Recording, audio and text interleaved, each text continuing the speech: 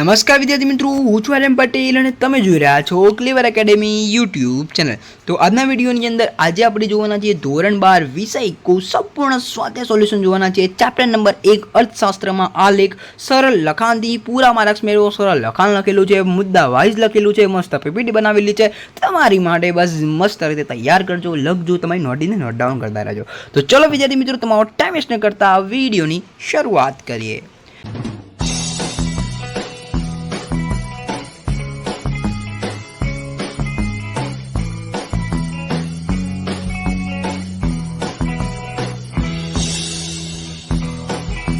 પહેલાં આપણે બીએની અંદર ચેપ્ટર નંબર 1નું સ્વાધ્યાય સોલ્યુશન જોઈ લીધું, બરોબર છે। અને આ વિડીયો તમે 6 મહિના 1 વર્ષ પછી જોઈ રહ્યા હોય તો તમામ બીએ ઇકો એસપીસીના તમામે સ્વાધ્યાય સોલ્યુશન આપણી ચેનલ ઉપર ઉપલબ્ધ છે, જાઓ અને જોઈ લો। ઓકે, તો ચલો, અને આની અંદર તમને ટાઈમ સ્ટેપ પ્રમાણે મળશે। ટાઈમ સ્ટેમ્પ અહીંયા નીચે આપેલા છે। ધારો કે અહીંયા 15 મિનિટે એ પ્રશ્ન નંબર 3 ચાલુ થયું, તો પ્રશ્ન નંબર 3, પ્રશ્ન નંબર 1, પ્રશ્ન નંબર 2 નીચે ક્લિક કરી શકો છો તમારી રીતે, બરાબર। તો પહેલાં આપણે પ્રશ્ન નંબર 1 તરફ જઈશું। પ્રશ્ન નંબર 1, વિકલ્પો, બરોબર। હવે આકૃતિ કયા પ્રકારના વિતરણ માટે દોરવામાં આવે છે, જો બંનેને આપણે સરખાઈને તૈયાર કરીશું। આકૃતિ એટલે અસતત, આલેખ એટલે સતત, બરોબર। આ યાદ રાખજો। આકૃતિ કયા પ્રકારના વિતરણ માટે દોરવામાં આવે તો અસતત, આલેખ કયા પ્રકારના વિતરણ માટે દોરવામાં આવે તો સતત, બરોબર। ઓકે, પ્રશ્ન નંબર 3, નીચેનામાંથી ત્રીજો વિકલ્પ, નીચેનામાંથી કઈ આકૃતિઓ સમાન માહિતી માટે દોરવામાં આવે? સમાન માહિતી એટલે સાદી સ્તંભ આકૃતિ અને પાસ પાસેની સ્તંભ આકૃતિ, બરોબર। સાદી સ્તંભ આકૃતિ અને પાસ પાસેની સ્તંભ આકૃતિ। ચોથો વિકલ્પ જોઈએ, આજના સમયમાં ઇન્ટરનેટ માટે કયું વિધાન સાચું છે? કયું વિધાન સાચું છે તો અભ્યાસ માટેનું એક સાધન છે, બરોબર। આર્થિક માહિતી અંગેની ડેટા સીડી કોણ તૈયાર કરે છે? કોણ તૈયાર કરે તો પ્રયોગશાળાઓ, સંશોધન કેન્દ્રો, સરકાર વગેરે। તો આ થઈ ગયા આપણે 5 વિકલ્પો। હવે આપણે કોઈ જ ટાઈમ વેસ્ટ નહીં કરીએ, સીધા આપણે આવીશું પ્રશ્ન નંબર 2 તરફ। પ્રશ્ન નંબર 2, એક વાક્યના ઉત્તર આપો। એની અંદર પહેલો છે આકૃતિ એટલે શું, આલેખ એટલે શું, આ બંને તમારે કરવા જરૂરી છે। તો જો અવલૌકિક માહિતીનું ચિત્ર દ્વારા પ્રતિનિધિત્વ એટલે આકૃતિ, અને સ્વયં અને સ્પષ્ટ ન હોય તેવી અવલોકિત માહિતીનું ચિત્ર દ્વારા અહીંયા શું હોય? સ્પષ્ટ હોય, સ્વયં અને સ્પષ્ટ હોય, બરાબર। અહીંયા એવું લખી શકો, સ્વયં અને સ્પષ્ટ હોય તેવી અવલોકિત માહિતીનું ચિત્ર દ્વારા પ્રતિનિધિત્વ એટલે આકૃતિ, અને સ્વયં અને સ્પષ્ટ ન હોય તેવી અવલોકિત માહિતીનું ચિત્ર દ્વારા પ્રતિનિધિત્વ એટલે આલેખ, બરાબર। હવે આપણે જોઈશું સ્તંભ આકૃતિ એટલે શું। સ્તંભ આકૃતિ એટલે શું તો કોઈ એક આધાર પર કોઈ ચલનું મૂલ્ય દર્શાવતી આકૃતિ એટલે સ્તંભ આકૃતિ। કોઈ એક આધાર એટલે સમય, પ્રદેશ, સ્થળ, બરોબર, એની ઉપર આપણે કોઈ ચલનું મૂલ્ય દર્શાવ્યું હોય એવી આકૃતિ એટલે સ્તંભ આકૃતિ। વાત કરીશું આપણા ચોથો એટલે કે વૃત્તાંશ આકૃતિ એટલે શું? તો વૃત્તાંશ આકૃતિ એટલે શું તો કુલ માહિતીના પેટા વિભાગોને વર્તુળના અંશના પ્રમાણમાં દર્શાવતી આકૃતિને વૃત્તાંશ આકૃતિ કહે છે, બરોબર છે। કુલ માહિતીના પેટા વિભાગોને વર્તુળના અંશના પ્રમાણમાં દર્શાવતી આકૃતિને વૃત્તાંશ આકૃતિ કહે છે। જો તમને એવું કે વૃત્તાંશ એટલે શું તો વર્તુળના અંશના પ્રમાણમાં દર્શાવતી આકૃતિને વૃત્તાંશ કહે છે, પણ વૃત્તાંશ આકૃતિ કીધી છે એટલે આપણે શું જોઈશું? કુલ માહિતીના પેટા વિભાગોને વર્તુળના અંશના પ્રમાણમાં દર્શાવતી આકૃતિને વૃત્તાંશ આકૃતિ કહે છે। હવે આપણે જોઈશું ડેટા સીડી એટલે શું? તો ડેટા સીડી એટલે શું? અર્થતંત્રની વિવિધ આંકડાકીય માહિતી એટલે કે આંકડાકીય માહિતીનો સંગ્રહ કરીને તૈયાર કરવામાં આવતી હોય એને એવી ડિસ્કને ડેટા સીડી કહે છે। ડન, આઈ હોપ કે તમે સમજી ગયા હશો 5, બરાબર। હવે આપણે જોઈશું પ્રશ્ન નંબર 3। પ્રશ્ન નંબર 3 તરફ જઈએ તો ટૂંકમાં ઉત્તર આ most of section number C ની અંદર પૂછાતા હોય છે, બરાબર। આકૃતિ એટલે શું અને તે શા માટે દોરવામાં આવે છે? તો આકૃતિ એટલે આપણે જોઈ લીધું, બરોબર। સ્વયં અને સ્પષ્ટ માહિતીનું ચિત્ર દ્વારા નિરૂપણ એટલે આકૃતિ। આકૃતિ દોરવાના કારણો જોવાના છે, બરાબર। 3 છે। પહેલું છે વિજ્ઞાપન કંપનીઓ ચિત્રો દ્વારા જાહેરાતનું આકર્ષણ ઊભું કરવા, બરાબર। રાજ્ય સરકાર વિવિધ ક્ષેત્રોની માહિતી આપવા, અને ત્રીજું સામાજિક સંસ્થાઓ જુદા જુદા સામાજિક પ્રશ્નોની અસરકારક રજૂઆત દ્વારા સમાજમાં જાગૃતિ ફેલાવવા। તો જો 3 આવશે વિજ્ઞાપન કંપનીઓવાળું, બીજું રાજ્ય સરકાર વિવિધ ક્ષેત્રોની માહિતી આપે, ત્રીજું સમાજમાં જાગૃતિ ફેલાવવા, બરાબર। આ મોસ્ટ એટલે કે ટોપિક થોડા જે મેન ટોપિક હોય એ યાદ રાખવાના।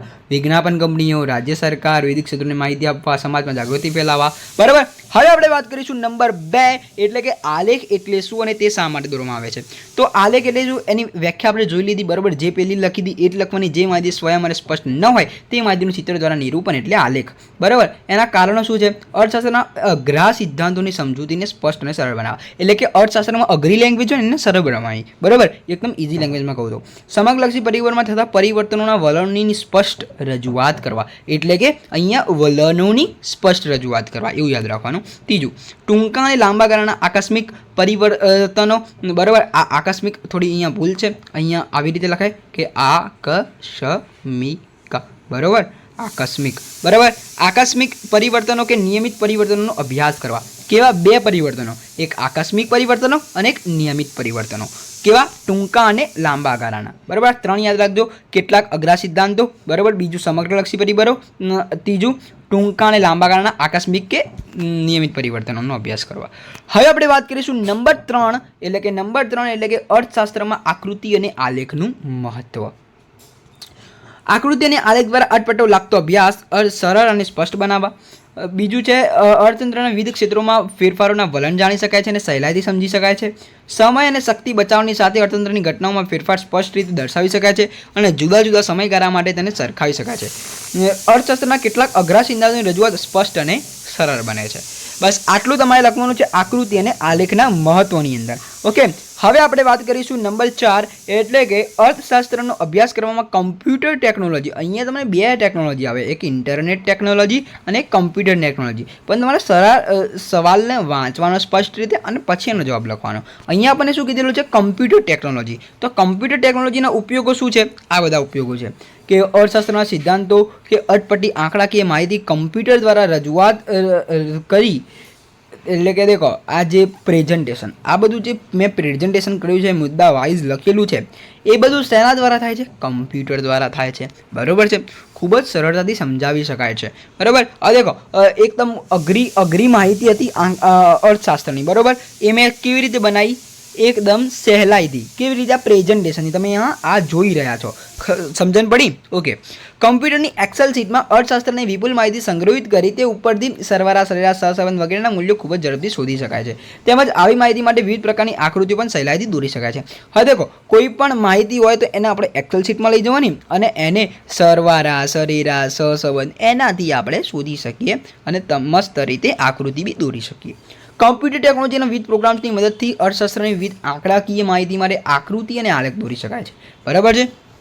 પછી અર્થશાસ્ત્રના ઉચ્ચ અભ્યાસ અને સંશોધન માટેની જરૂરી માહિતી કમ્પ્યુટરની હાર્ડ ડિસ્ક અને પેનડ્રાઈવમાં સાચવી રાખી ગમે તે સમય કે સ્થળે તેનો ઉપયોગ રાખે. એટલે કે તમે હાર્ડ ડિસ્ક અને પેનડ્રાઈવમાં તમે ધારો કે આ જે મેં પીપીટી બનાવી એને તમે સ્ક્રીનશોટ રાખીને હાર્ડ ડ્રાઈવ અને એટલે કે હાર્ડ ડિસ્ક અને પેનડ્રાઈવમાં તમે સેવ કરી દો તો તમે ગમે તે સમયે ગમે ત્યારે તમે એને વાંચી શકો છો, બરાબર. ધારો કે તમે બીજાના ઘરે ગયા, એના ઘરે કમ્પ્યુટર છે તો એના જગ્યાએ તમે પેનડ્રાઈવ લગાવી દો અને તમારી માહિતી ખુલી જશે. ડન. ઓકે.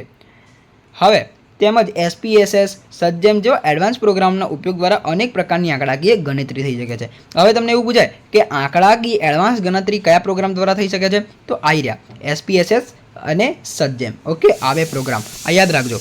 હવે આપણે વાત કરીશું નંબર 5મો, એ છે ડેટા સીડી પર નોંધ લખો. મોસ્ટ IMP છે, બરાબર.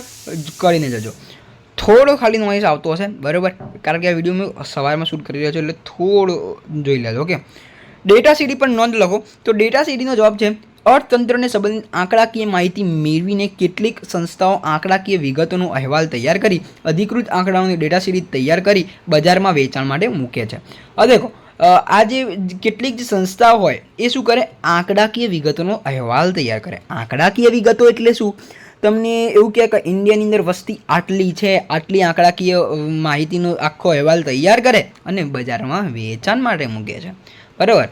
સંશોધન સંસ્થાઓ, શિક્ષણ સંસ્થાઓ વગેરે આવી ડેટા સીડી ખરીદી અને ઉપયોગ અર્થતંત્રના અભ્યાસ અને સંશોધન માટે કરે છે. તો આપણે એક એક વાક્યની અંદર જોયું તું આ જ વસ્તુ આવી હતી, બરાબર. તો એટલે જ કહું છું મોટા પ્રશ્નો પહેલાં તૈયાર કરો પછી એક એક વાક્ય તૈયાર કરો. ભારતની રાષ્ટ્રીય આવકની ગણતરીની ડેટા સીડી, ભારતની વસ્તી ગણતરીની ડેટા સીડી, NSSOની ડેટા સીડી, બરાબર. NSSO એટલે નેશનલ સેમ્પલ સર્વે ઓર્ગેનાઇઝેશન, બરાબર. વિવિધ મંત્રાલયોના આંકડાઓની ડેટા સીડી વગેરે બજારમાં ઉપલબ્ધ છે, બરાબર છે. તમને એવું કે બજારમાં કઈ કઈ ડેટા સીડી ઉપલબ્ધ છે? તો આવકની ગણતરીની ડેટા સીડી, વસ્તી ગણતરીની ડેટા સીડી, NSSOની ડેટા સીડી, બરાબર, અને વિવિધ મંત્રાલયોને આંકડાઓની ડેટા સીડી.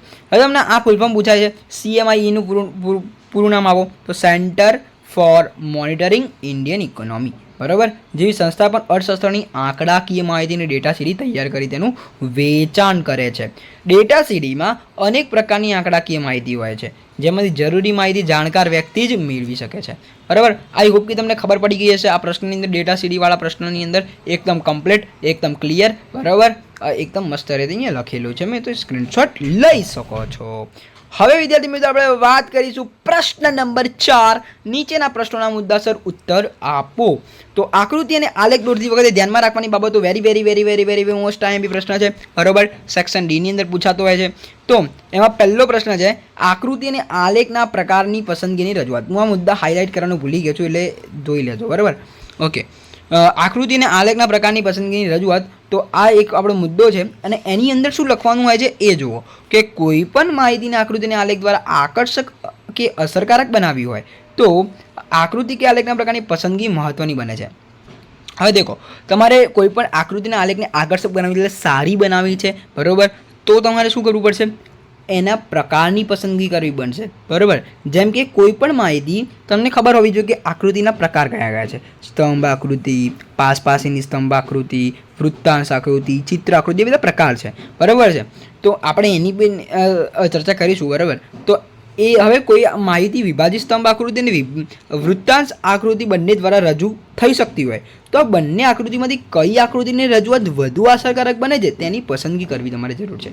હવે આમાંથી કઈ આકૃતિ તમારે પસંદ કરીને સારી આકૃતિ લાગશે ને એ તમારા ઉપર નિર્ભર કરે છે. ડન છે. એટલે પહેલું છે આકૃતિ અને આલેખના પ્રકારની પસંદગીની રજૂઆત. બીજું છે માહિતીની સ્પષ્ટતા. શું છે? માહિતીની સ્પષ્ટતા. તો કોઈ પણ માહિતીની આકૃતિ કે આલેખ દ્વારા રજૂઆત ચોખ્ખી અને સુઘડ હોવી જોઈએ. તો આકૃતિને આલેખ દ્વારા જે આપણે રજૂઆત કરીએ એ ચોખ્ખી સુઘડ હોવી જોઈએ. સુઘડ એટલે સ્વચ્છ હોવી જોઈએ, બરાબર. રજૂ કરેલ માહિતી શું દર્શાવે છે તે જણાવવાનું જરૂરી છે, બરાબર. હવે એ જ તમને ખબર ના હોય કે આપણે જે આકૃતિ દોરી એ શું દર્શાવે છે. તમને ખબર હોવી જોઈએ કે વસ્તી ગણતરીનો ચાર્ટ દર્શાવે છે, કાં તો જન્મદરનો ચાર્ટ દર્શાવે છે, કાં તો મૃત્યુદરનો ચાર્ટ દર્શાવે છે. શેની માહિતી છે આ, બરાબર, એ તમને ખબર હોવી જોઈએ. ચોક્કસ સ્કેલ માપ. આકૃતિ કે આલેખ દોરવા માટે એવું સ્કેલ માપ પસંદ કરો કે જેથી આકૃતિ કે આલેખનું કદ અત્યંત નાનું કે મોટું ન હોય, મધ્યમ પ્રકારનું હોય, બરાબર. એટલે કે આડું ચિત્તું ના આવવું જોઈએ. ધારો કે તમે 1 સેમીનું સ્કેલ માપ લેવા છો તો 1 સેમી જ લેવાનું, 1 અંતરનું લો તો 1 અંતરનું લેવાનું, બરાબર. એ તમારા ઉપર નિર્ભર કરે છે. વાત કરીએ આપણે નંબર 4, એટલે કે પ્રશ્ન. આ તો આપણે જોઈ લીધું. દેખો, આ મેં અહીંયા મુદ્દા હાઇલાઇટ કરેલા હતા, અહીંયા તમે જોઈ શકો છો. ઓકે, માહિતી સ્પષ્ટ ચોક્કસ સ્કેલ માપ. ઓકે, પીપીટીની અંદર ભૂલથી આવી ગયા. ઓકે, આ ભાગ જે છે એ ભૂલથી આવી ગયો, વાંધો નહીં. તો આને તમે સ્ક્રીનશોટ લેવા તો લઈ શકો. અહીંયા મેં મસ્ત રીતે લખેલું છે, અહીંયા મેં મુદ્દાને હાઇલાઇટ કરેલા છે, તમે જોઈ શકો. ઓકે, આ 3 મુદ્દાને આપણે જોયા. હવે ચોથો મુદ્દો જોઈશું. બંને ધરી પરની વિગતો સ્પષ્ટ દર્શાવી. શું? બંને ધરી પરની વિગતોને શું સ્પષ્ટ દર્શાવી? તો આકૃતિ અને આલેખ માટે એ બંને ધરી પર કઈ વિગતો દર્શાવી તે જણાવવાનું જરૂરી છે, બરાબર. આકૃતિને આલેખ પર કઈ વિગતો દર્શાવી એ તમને ખબર હોવી જોઈએ, બરાબર. પછી આંકડાકીય માહિતીનો સ્ત્રોત. આકૃતિ કે આલેખ જે માહિતી માટે દોરવામાં આવ્યા હોય તે માહિતીનો સ્ત્રોત દર્શાવવો જોઈએ જેથી આકૃતિ કે આલેખ વિશ્વસનીય અને અધિકૃત બને છે. તો આંકડાકીય માહિતીનો સ્ત્રોત તમારે દર્શાવવો પડે છે, બરાબર છે. પછી આંકડાકીય માહિતીની ગણતરીની રીત દર્શાવી. જ્યારે માહિતી સ્વયં સ્પષ્ટ ન હોય તેવી માહિતીના સ્પષ્ટીકરણ માટે વપરાયેલ આંકડાશાસ્ત્રના સાધનની વિગત દર્શાવવી જોઈએ, બરાબર છે. હવે આપણે જોઈશું બીજો પ્રશ્ન, એટલે કે સ્તંભ આકૃતિ દોરતી વખતે ધ્યાનમાં રાખવાની બાબતો. તો એની અંદર પહેલો છે દરેક સ્તંભની પહોળાઈ સરખી હોવી જોઈએ, બરાબર. આટલું તમે લખો તો બી ચાલી શકે. દરેક સ્તંભની પહોળાઈ સરખી હોવી જોઈએ. દરેક સ્તંભની ઊંચાઈ પ્રમાણસર હોવી જોઈએ, બરાબર. અહીંયા પહોળાઈની વાત થઈ. પહેલાં શું શેની વાત થઈ? પહોળાઈની. બીજામાં શેની વાત થઈ? ઊંચાઈની. દરેક સ્તંભની પહોળાઈ સરખી હોવી જોઈએ, દરેક સ્તંભની ઊંચાઈ પ્રમાણસર હોવી જોઈએ. અને ત્રીજું છે પ્રત્યેક 2 સ્તંભો વચ્ચેનું અંતર. પ્રત્યેક 2 સ્તંભો વચ્ચેનું અંતર કેવું જોઈએ? સરખું હોવું જોઈએ. અને તેટલું જ અંતર ઉગમ બિંદુ અને પ્રથમ સ્તંભ વચ્ચે જળવાવું જોઈએ, બરાબર. સામાન્ય રીતે પ્રત્યેક સ્તંભ X ધરી પર દોરવામાં આવે છે, જો કે Y ધરી પર પણ સ્તંભ દોરવામાં આવે છે. પણ વધારે લોકો કેના ઉપર સ્તંભ દોરે છે? એક્સ ધરી ઉપર સ્તંભ દોરે છે, બરાબર. સ્તંભ આકૃતિમાં સ્તંભ માહિતીના ક્રમમાં જ દોરવામાં આવે છે. સ્તંભ આકૃતિમાં દેખો, સ્તંભ આકૃતિમાં સ્તંભ માહિતીના ક્રમમાં દોરવામાં આવે છે. ક્રમમાં મોસ્ટ ટાઈમ, બરાબર. ઓકે, તો આ થઈ ગયા 5 મુદ્દા, બરાબર. આની અંદર યાદ રાખજો. શું યાદ રાખવાનું છે? દરેક સ્તંભની પહોળાઈ, દરેક સ્તંભની ઊંચાઈ એ અહીંયા પ્રમાણસર હોય, સરખી હોય. પ્રત્યેક બે સ્તંભનું વચ્ચેનું અંતર સરખું હોવું જોઈએ. સામાન્ય રીતે એક્સ ધરી પર દોરવામાં આવે છે અને સ્તંભ આકૃતિમાં સ્તંભ માહિતીના ક્રમમાં દોરવામાં આવે છે. એકદમ ઇઝી છે, બરાબર. આટલું સરળ લખાણ તમને ક્યાંય નહીં મળે. ઓકે, વાત કરીશું આકૃતિ અને આલેખ વચ્ચેનો તફાવત, એટલે વેરી મોસ્ટ ટાઈમ બી હોય, બરાબર છે. કોઈ જ એની અંદર હોતું નથી, કોઈ જ અઘરું નથી હોતું.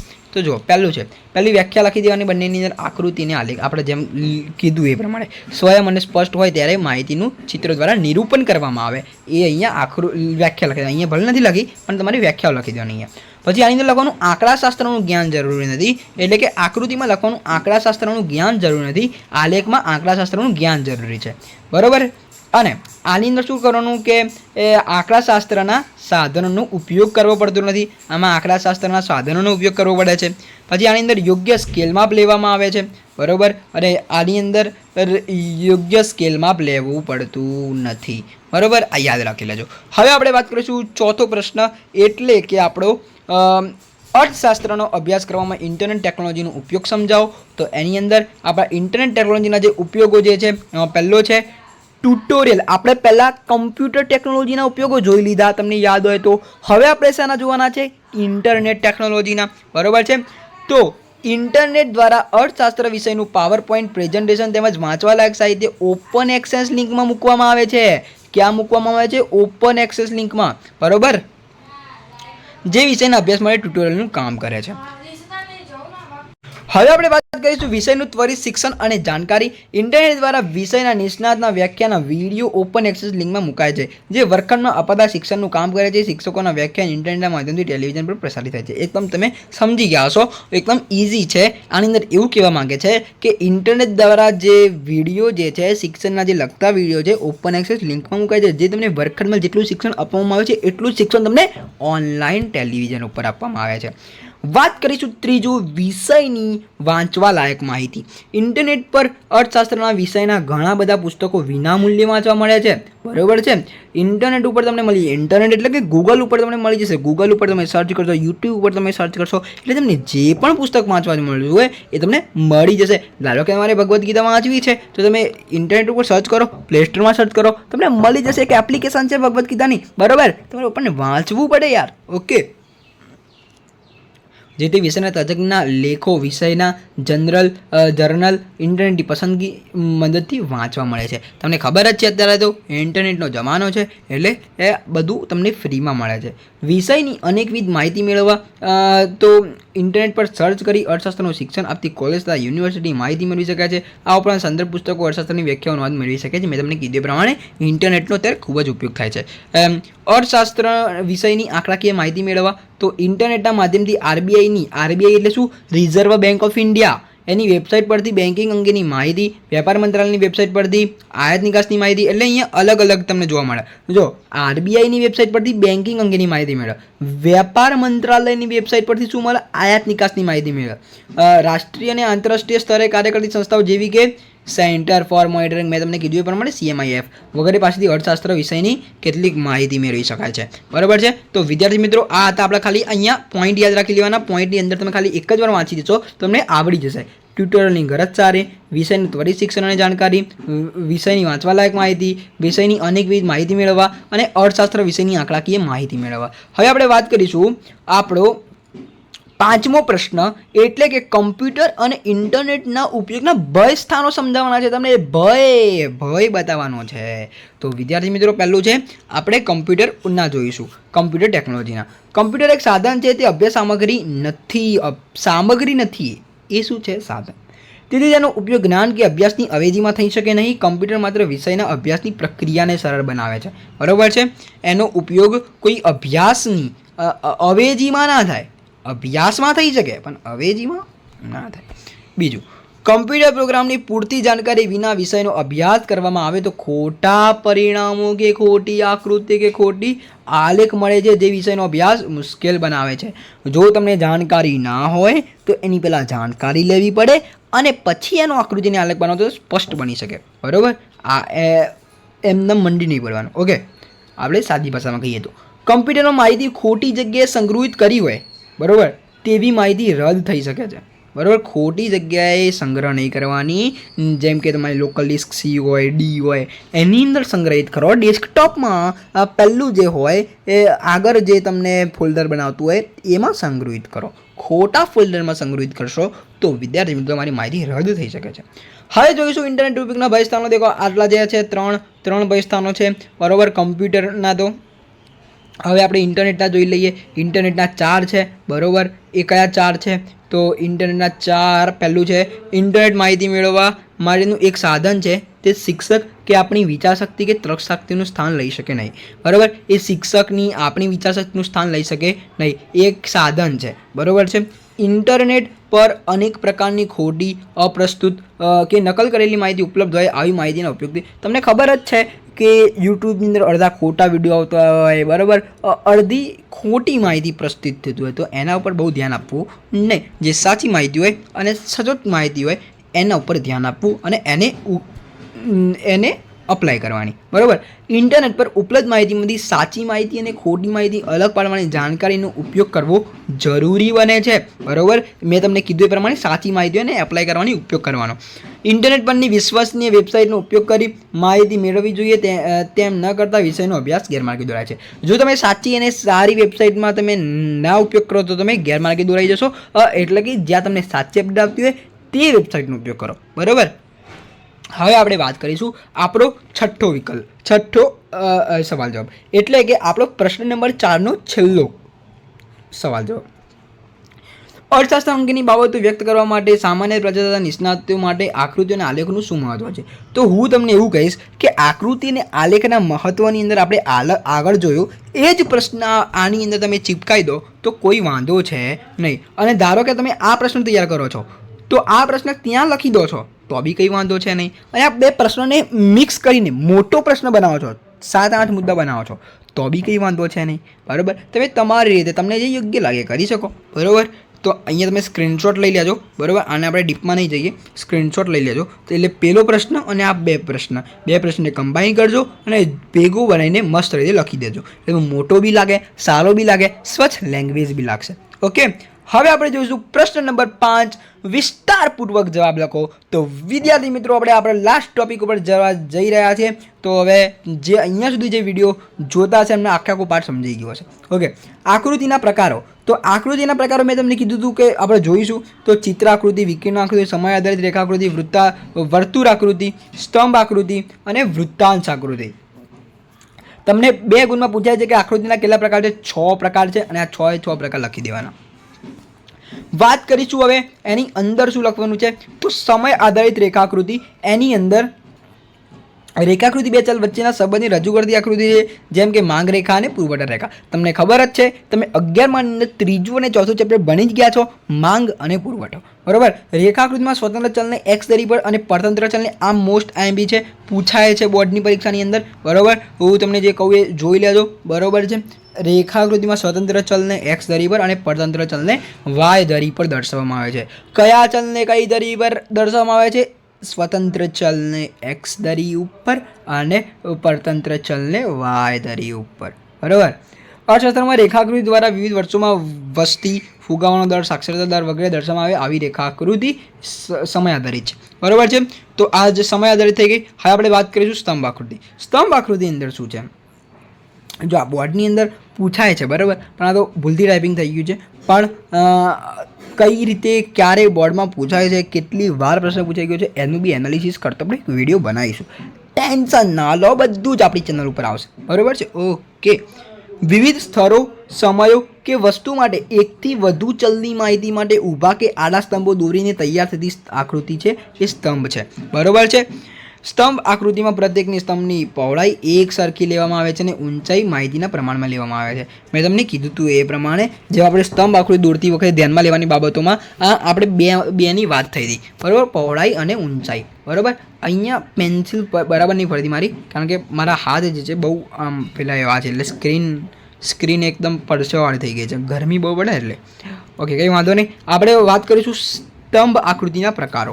બરાબર, આ પ્રશ્ન ચાલી રહ્યો છે હજુ આકૃતિના પ્રકારો, એની અંદર આપણે સ્તંભ આકૃતિના પ્રકારો જોઈશું. તો સ્તંભ આકૃતિના 3 પ્રકાર છે: સાદી સ્તંભ આકૃતિ, પાસની સ્તંભ આકૃતિ અને ત્રીજું છે વિભાજિત સ્તંભ આકૃતિ. બરાબર છે. આ 3ની અંદર લખી શકાય કે સાદી સ્તંભ આકૃતિમાં શું છે? વિવિધ સ્થળો, સમય કે વસ્તુ માટે કોઈ ચલ લક્ષણની માહિતી આપી હોય ત્યારે સાદી સ્તંભ આકૃતિ દોરવામાં આવે છે. પાસની સ્તંભ આકૃતિ ક્યારે દોરવામાં આવે છે? વિવિધ સ્થળો, સમય કે વસ્તુ કે એક કરતાં વધુ ચલ આપ્યા હોય ત્યારે પાસની સ્તંભ આકૃતિ દોરવામાં આવે છે. અને વિભાજિત સ્તંભ આકૃતિમાં શું છે?